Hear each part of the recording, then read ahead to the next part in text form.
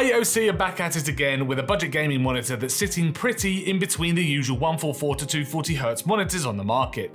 Now the AOC 27G4X sports a 180Hz refresh rate, which to tell you the truth isn't really much of a bump to what's already out there, like my 165Hz MSIs behind me I use on a day-to-day, but I know you gamers are always looking for the maximum refresh rates you can possibly get out of your monitors for your esports titles, especially for the price, which I must say here is absolutely astounding that AOC have managed to really get a monitor like this sub £150. I mean, what? AOC might as well say now that they've got a budget busting monitor that absolutely needs your attention right now. Let's check it out. Oh, and subscribe.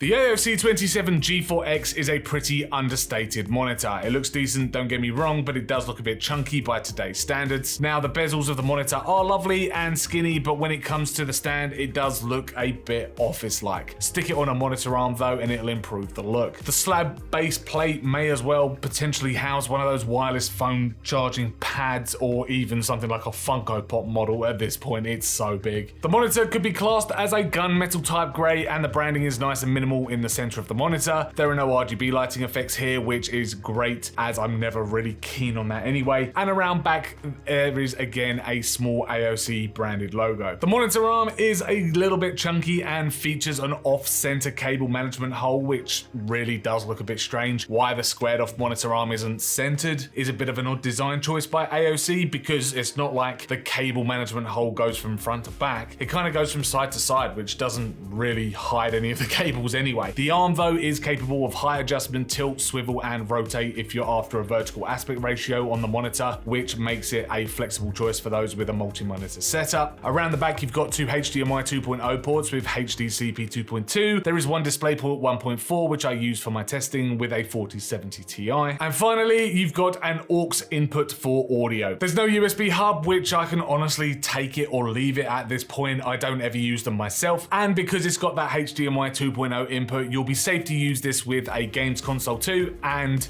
get your 120Hz refresh rates at 1920 by 1080p. So let's talk about the panel. It's a 27-inch fast IPS screen with a 1920 by 1080 resolution and 180Hz refresh rate. It boasts a 1 second gray to gray response time and is advertised with a 1000:1 contrast ratio, which we'll get into more detail in a moment. With 300 nits of brightness, it's not quite really good enough to really make a massive difference with HDR gaming, which the monitor supports, though there is compatibility here with HDR10 codecs. There is also the chance to use G-Sync with an adaptive refresh rate range of 48 to 180Hz. Running tests on the monitor, I found that my panel here was capable of 100% sRGB, 86% Adobe RGB and 95% P3 color gamuts. And to be fair, the AOC with their contrast ratio claims, I found that 100% brightness or around 299 nits, it gave me a 1230:1 contrast ratio, while 50% brightness or 165 nits gave me a 1150:1 contrast ratio. Where I did find the monitor fall down a bit though was with its color uniformity, and at 100% brightness in the bottom left and bottom center,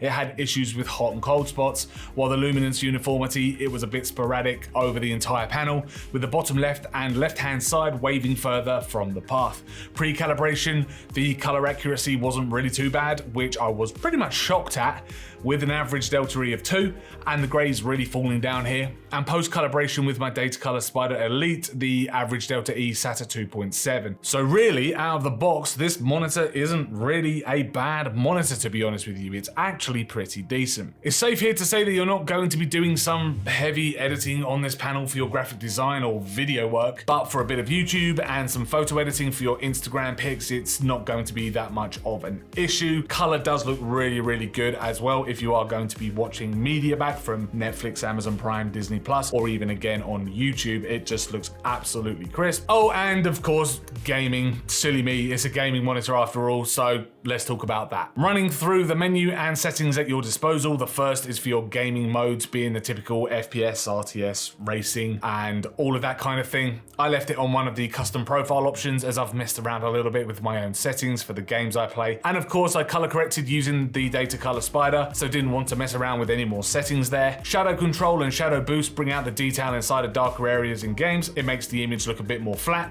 but it is useful for night maps on things like Call of Duty Warzone, for example. Game color makes the panel more saturated, and adaptive sync toggles that on and off. And you've also got here an overdrive mode, which I set at low. Anything higher and you've got a good amount of overshoot going on, and it didn't really do the panel any justice at all. The other menu settings here are a bit more basic, from your brightness and contrast settings to your temperature and OSD position placement, and the inclusion of an FPS counter and crosshair on the screen for games, which I didn't switch on, by the way.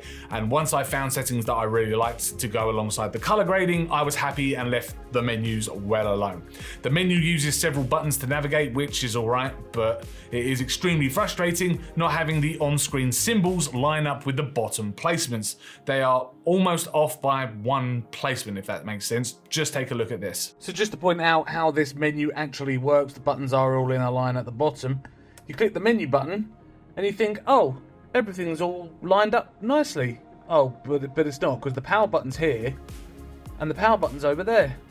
So why couldn't AOC, let me just go back into the menu, why couldn't AOC bring the symbols in line with where the buttons are? It's just such a crazy oversight that they are just not really in line. So if you're going through the menus quickly, for example, and you think, oh, I want to go up on the menu, you click it, and it selects into each menu, and you've got to select the back button, which inevitably is in line, to then go up and down.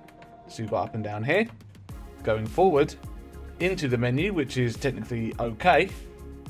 Click that, which is fine, but it's in line with the up arrow. Why can you just compress these down a little bit and just have them in line? It's just such a design oversight. But playing games on this monitor was actually a superb experience. I'm not exactly the biggest esports player in the world, but it was noticeable that the likes of Counter-Strike 2 was really smooth, and jumping around in Doom Eternal was a really nice experience. The game looked vibrant and bright, and the panel being an IPS panel means that it was all nice and saturated in color as well. It's a decent monitor, and for the price, there is really little that can be complained about here, except some really odd design and UX UI choices. But saying that and pretty much everything else in this review, AOC, I still feel, have pretty much smashed it once again out of the park with their budget offering. They did it with the G2 and they've done it again here with the G4. Now keep this up, AOC, because I'm absolutely loving this run of decent monitors, but next time clean up your stand and button icons and you may be looking at a 10 out of 10. If you are budget conscious and are after a gaming monitor, then this is definitely a worthy option, especially for console gamers too, who are looking for a smaller screen for bedroom gaming, that type of thing. It only costs £150 here in the UK, and it is available from popular UK electrical retailers, and there'll be a link below in the description for you to find out more. Thank you very much for checking out this video review of the AOC 27G4X gaming monitor. If you did enjoy this video, please hit that like button, subscribe to keep up with our latest tech and gaming videos, and also let us know in the comments down below if this is a monitor that you'll be buying. Is it something you're going to be avoiding? If so, why? Because it is a fantastic product. As I say, thanks very much for watching, and we will see you in the next video.